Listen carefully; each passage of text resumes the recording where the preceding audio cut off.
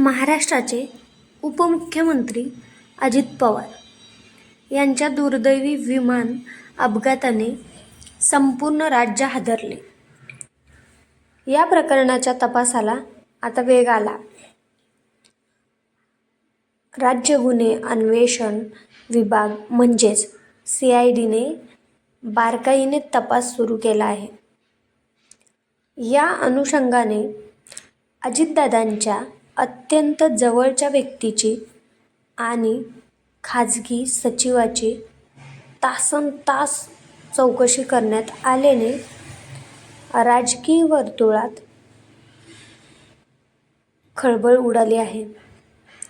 या चौकशीतून महत्त्वाचे धागेदोरे हाती लागण्याची शक्यता वर्तवली जात आहे.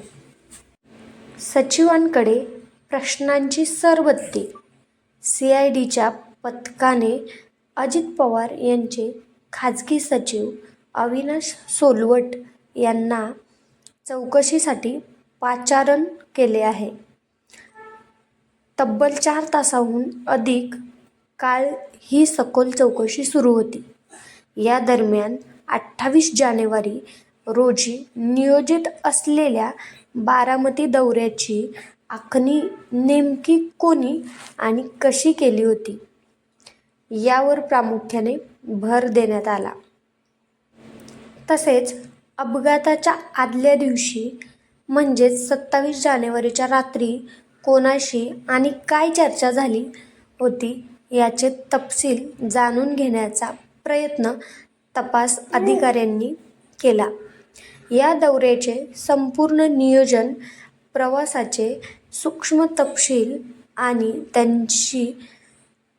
त्यांच्याशी संबंधित इतर माहिती गोळा करण्यासाठी प्रश्नांचा भडीमार करण्यात आला.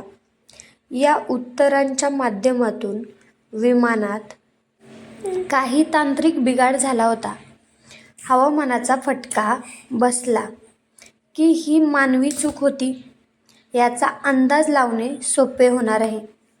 काही राजकीय नेत्यांनी या अपघातामागे घातपाताची शक्यता वर्तवली असल्याने CIDचे अधिकारी त्या दिशेनेही पडताळणी करत आहेत. सोलवट यांच्याकडून मिळालेली माहिती या तपासाला नवी दिशा देणारी ठरू शकते.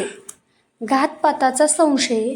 सरकारने यापूर्वीच स्पष्ट केले आहे की या विमान दुर्घटनेचा तपास तीन वेगवेगळ्या वैज्ञानिक टप्प्यांमध्ये केला जाईल.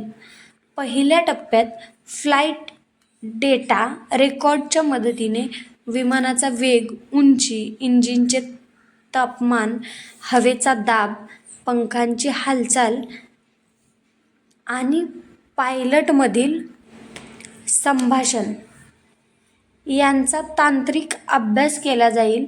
दुसऱ्या टप्प्यात विमानाचे अवशेष न्यायवैद्यक प्रयोगशाळेत पाठवून त्याचे रासायनिक विश्लेषण केले जाईल.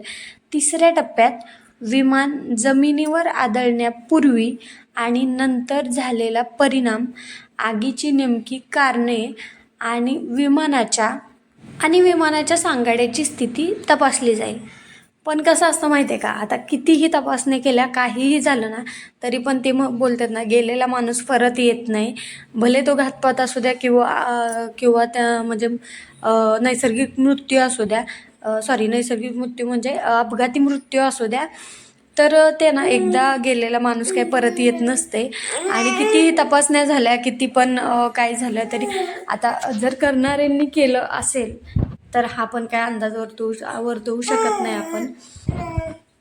तर तुम्हाला काय वाटतं हे नक्की कमेंटमध्ये सांगा. धन्यवाद.